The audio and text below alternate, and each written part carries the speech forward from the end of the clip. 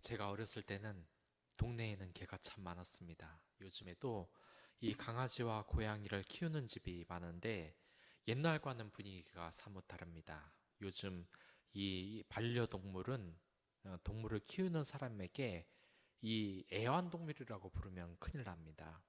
그건 동물을 장난감으로 취급하는 말투이기 때문입니다.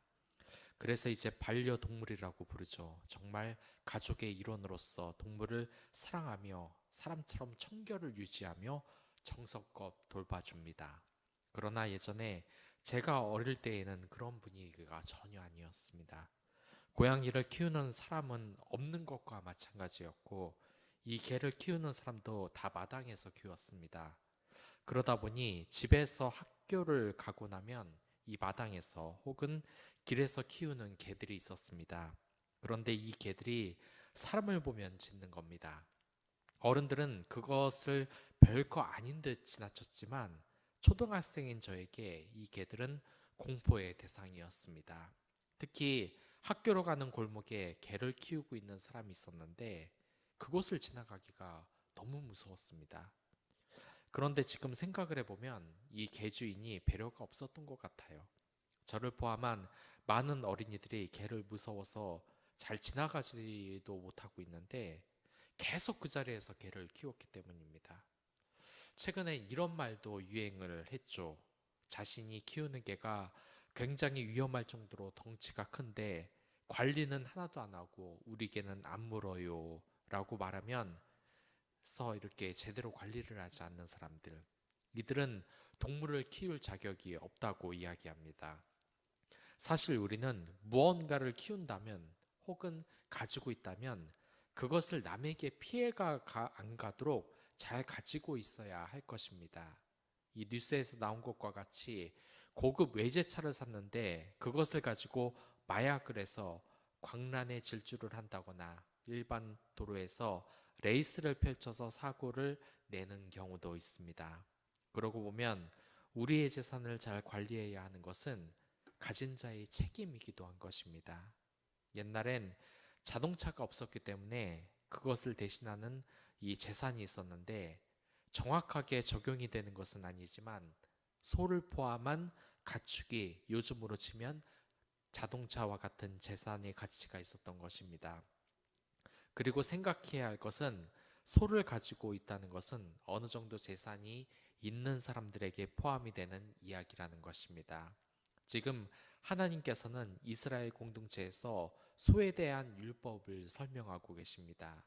그리고 여기에서 보면 이 소를 잘 관리하지 못해서 사람을 쳐서 죽는 경우가 있다고 합니다. 그리고 그 경우에 소는 반드시 죽여야만 했습니다. 이게 우리가 보면 당연해 보이는 것입니다.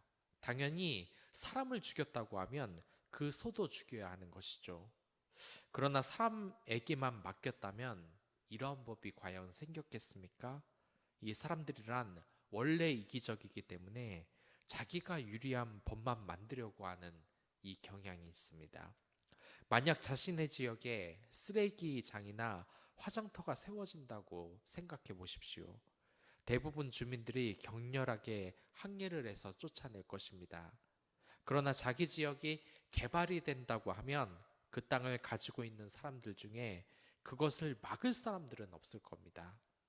만약에 내가 소를 많이 가지고 있는데 소를 많이 가지고 있는 부자에 대해서 세금을 더 많이 늘리면 좋아하는 부자들은 없을 겁니다. 이 이스라엘 사람들 중에 소를 많이 가지고 있는 사람은 부자인 것이 맞죠.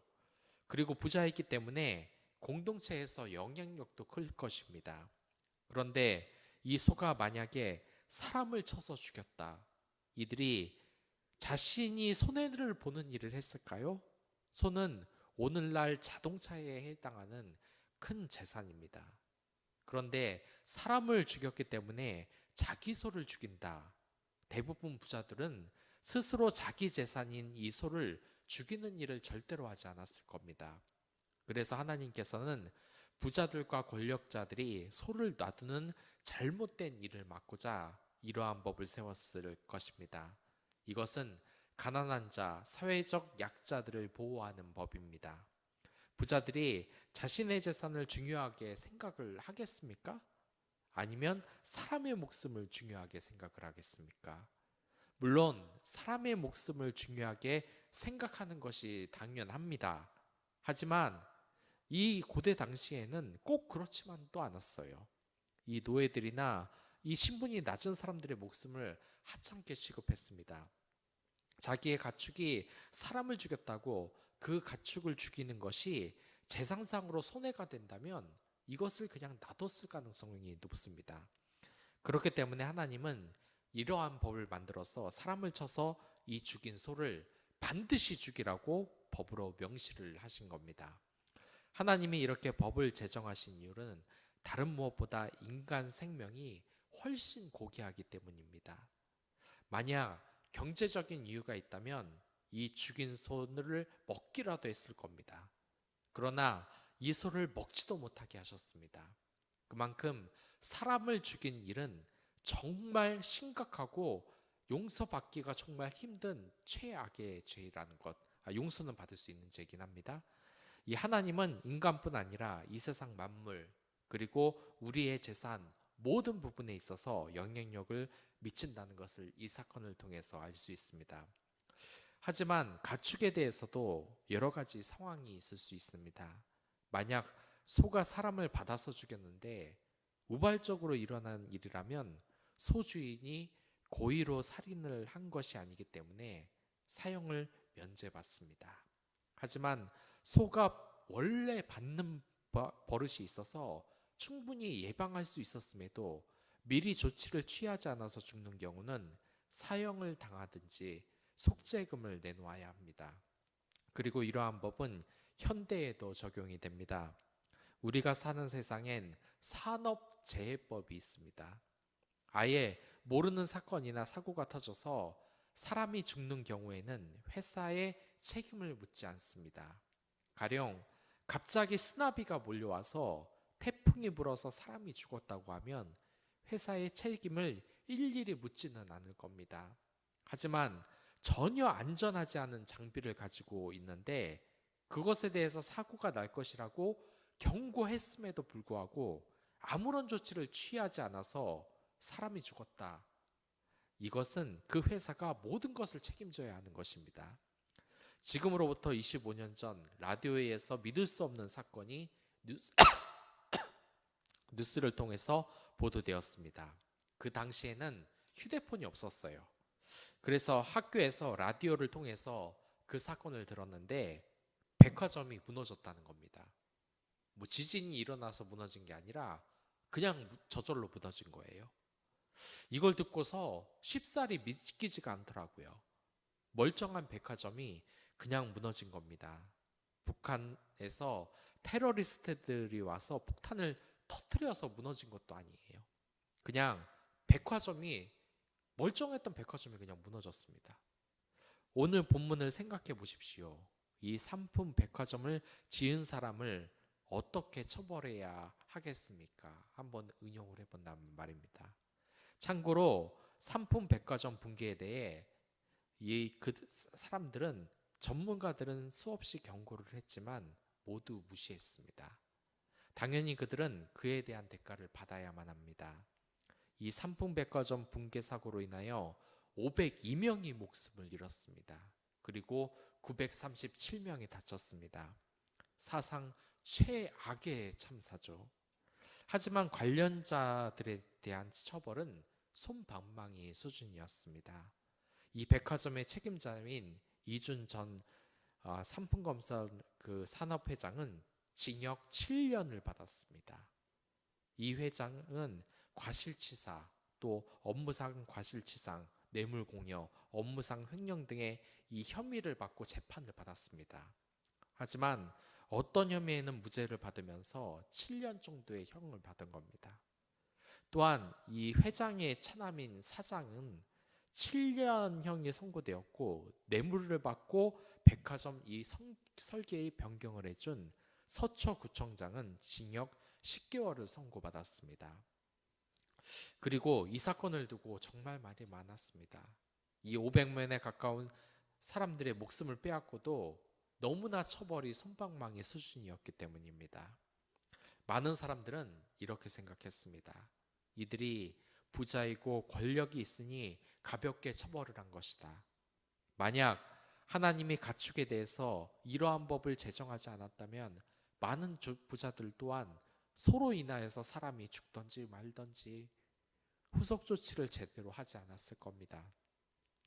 이것은 약자를 보호하기 위한 법인 것입니다. 그리고 사람도 이 처벌을 피할 수는 없습니다. 만약 소가 사람을 받는 버릇이 없었다면 배상을 하면 그냥 끝납니다. 하지만 만약에 이 소가 사람을 받는 버릇이 있다는 걸 알고 있음에도 소를 관리하지 않아서 사람을 죽였다면 이 주인도 처형이 되는 것입니다. 이 삼분백과점 무너진 것에 대한 그 책임이 이 사람들 정말 위중한 겁니다. 7년형을 받았으면 사실 안 됐어요. 왜냐하면 경고를 들었음에도 불구하고 후속 조치를 전혀 하지 않았기 때문이죠. 아무튼 하나님은 이 사람의 생명이 정말 중요하다는 이 가치를 정한 것입니다. 그리고 소가 남종이나 여종을 받아 죽인 경우에는 처벌 수준이 조정이 됩니다. 이 자유인일 때에는 은 50세겔을 내었고 노예일 경우에는 30세겔을 배상해야 했습니다. 그 당시에 노예 매매 가격은 은 30세겔이었던 것으로 짐작이 됩니다. 경우에 따라서 합당하게 적용이 된 것이죠. 이렇게 하나님께서 많은 부분에 있어서 자세하게 판례를 이야기하는 것은 율법이 공정해야 하기 때문입니다. 그리고 공평하게 해설책을 또한 제시해 줘야 합니다. 우리가 사는 데 있어서도 공평하게 해결책을 제시하는 문제는 사실 쉬운 문제가 아니에요.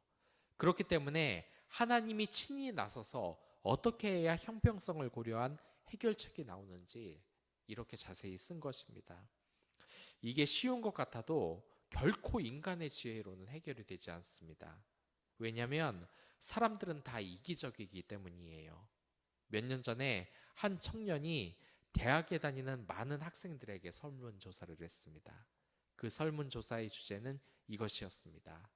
부자들의 재산을 빼앗아 가난한 사람들에게 재산을 나눠주는 정책을 옳은 것이냐 아니냐 하는 질문입니다. 그 질문에 대다수의 학생들이 대답을 했습니다. 어떻게 대답했을 것 같습니까? 부자들은 원래 재산이 많기 때문에 그들의 재산에 세금을 많이 내게 해서 가난한 사람을 돕는 것은 당연하다고 다들 대답했습니다. 어차피 돈이 많은데 그 재산으로 가난한 사람을 돕는 것은 당연하다고 말을 합니다. 그리고 자신과 같이 등록금이 부족한 사람들에게 줘야 하는 것이 법적으로 마련이 돼야 된다고 이야기를 했습니다. 이 말은 설득력이 있는 것처럼 보여요. 이 세상에서 가장 크게 문제가 되는 것이 무엇입니까? 바로 이 빈부의 격차 아니겠습니까? 부자가 계속 부자가 되는 세상이라면 그들의 재산을 많이 거둬서 가난한 학생이나 가난한 사람들에게 나눠주는 것이 옳지 않겠습니까? 그리고 이 인터뷰를 하는 사람이 그 사람에게 또한 다음의 질문을 했어요. 당신의 말을 잘 들었습니다. 그렇다면 다음 질문입니다. 취업을 하려면 박사 과정을 밟기 위해서는 좋은 학점이 필요합니다. 당신은 좋은 학점을 얻은 것 같군요. 그러나 여기 학교에는 점수가 좋지 못한 학생들이 많습니다. 그들을 위해서 당신의 학점을 그들에게 조금씩 나누어 주는 것이 어떨까요? 그러자 이 대부분 학생들은 충격을 받았습니다. 그리고 절대로 자신의 학점을 줄 수 없다고 이야기해요. 그러자 이 기자가 물었습니다. 부자들의 재산은 걷어서 나눠줘도 되고 학점은 걷어서 나눠주면 안 되는 이유가 무엇인가요? 그러니까 이렇게 이야기를 합니다. 내 학점은 내가 노력해서 얻은 것이어서 남한테 줄 수 없다는 거예요. 그러자 다시 기사가 묻습니다. 부자들 역시 자기들이 노력해서 재산을 모은 것이다. 그러면 똑같이 그들의 재산을 억지로 빼앗으면 안 되는 건 아닙니까? 대부분 학생들은 크게 웃으면서 자신들이 논리적인 실수를 저질렀다는 것을 알게 됩니다. 그렇습니다. 이 사회가 공평하고 모두가 잘 사는 세계로 그러한 법을 만드는 것이 그처럼 어려운 겁니다. 이 공산주의자들도 그랬습니다. 그들은 부자들의 재산을 빼앗는 정도가 아니라 그 부자들을 죽였어요. 총살했습니다. 그리고 그 재산으로 모든 사람들이 평등하게 잘 사는 세상을 만들겠다고 이야기를 했습니다. 그러나 그들이 정말 잘 살고 있습니까? 공산주의자들은 하나의 특징이 있습니다. 자신과 상관이 없는 부자들의 재산은 빼앗아야 한다고 늘 이야기를 합니다. 그러나 그들 자신의 재산을 국민들을 위해 내놓을 생각은 조금도 없습니다. 이 공산주의는 실패했습니다. 공산주의 국가는 실패한 나라의 시스템을 가지고 있습니다. 지금 오늘의 본문이 보면은 그렇습니다. 이 본문은 지금 평등의 문제를 계속해서 이야기하는데 하나님이 직접 어떻게 해야 여러 가지 상황에서 공평한 해결책이 될 수 있을지 이야기를 하는 겁니다. 이게 인간의 지혜로는 절대로 되지 않습니다. 왜냐하면 앞에서 이야기했듯이 사람들은 자기에게 이익이 되는 일만 하려고 하는 이 나쁜 습성이 있기 때문입니다. 오늘 본문에서는 이것을 이야기합니다. 약자를 보호하는 이 적절한 법 말입니다. 그러나 이러한 답을 공산국가에서 찾지는 마십시오. 그들이 실패한 것은 하나님께서는 욕심 없이 공정한 판단을 내리시지만 또한 지혜도 있으시지만 이 공산주의 체제의 지도자들은 그러한 능력을 발휘할 만한 선한 것이 아예 없습니다. 우리가 주의해야 할 것은 이 세상에 참 많은 것들이 하나님처럼 선한 목자로 가장을 해서 우리를 혼란케 한다는 사실입니다. 그들은 자신이 이 세상의 구세주가 되는 것처럼 행동을 합니다. 특히 공산국가들은 그들이 사람들을 평등하게 대우하는 민주국가라고 사람들을 속이고 있습니다. 이 탈북 여장교인 김정아 씨가 한 번은 방송에서 이런 이야기를 한 적이 있습니다. 우리가 흔히 보는 이 북한의 열병식 장면을 여러분들 한 번쯤 다 보셨을 겁니다. 보면 정말 철두철미하게 손발이 딱딱 맞아 들어갑니다. 그 올라가는 팔의 각도와 다리 각도, 그 횡과 열, 대각선 모든 부분이 다 맞아요. 거기에서 약간만 틀리면 매질까지 한다고 합니다. 저는 한번 고등학교 때 생물 선생님이 올바른 자세를 가지라고 몽둥이를 가지고 허리를 똑바로 펴라고 한 적이 있습니다. 그 허리를 등받이에 대면 기대서 안 된다고 똑바로 이 허리를 세우라는 거예요. 그리고 허리를 등받이에 이 대는 친구는 그냥 몽둥이로 머리를 맞았어요. 그렇게 생물 시간 내내 벌을 섰습니다.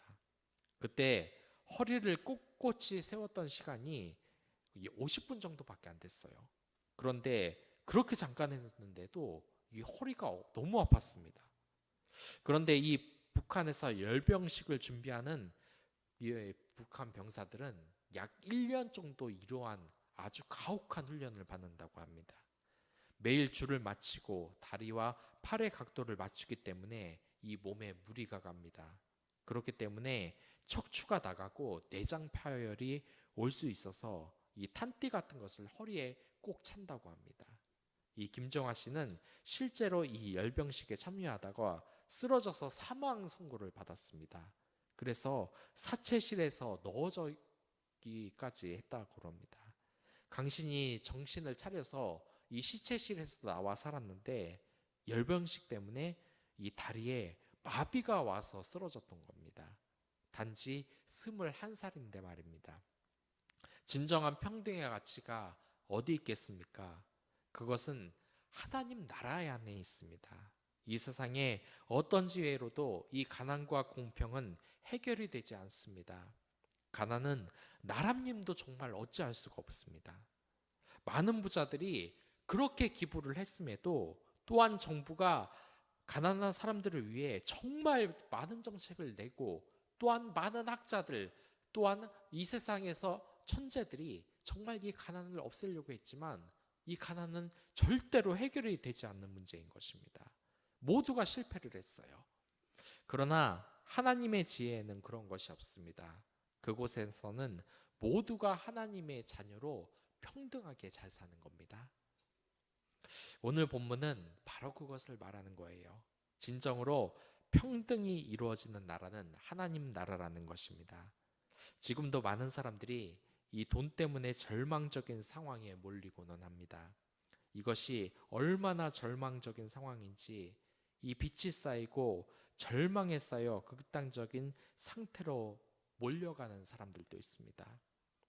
오늘의 말씀을 묵상해 보신다면 정말 우리 인생에서 무엇이 중요한 것인지 알 수 있는 것입니다. 예전에 우리나라에서는 서울 올림픽에서 개회식을 화려하게 개최한 적이 있습니다.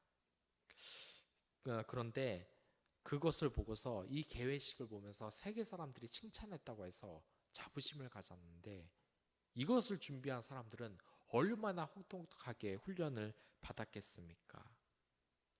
그래서 그 중국을 보니까 이 중국도 똑같은 경쟁을 하더라고요.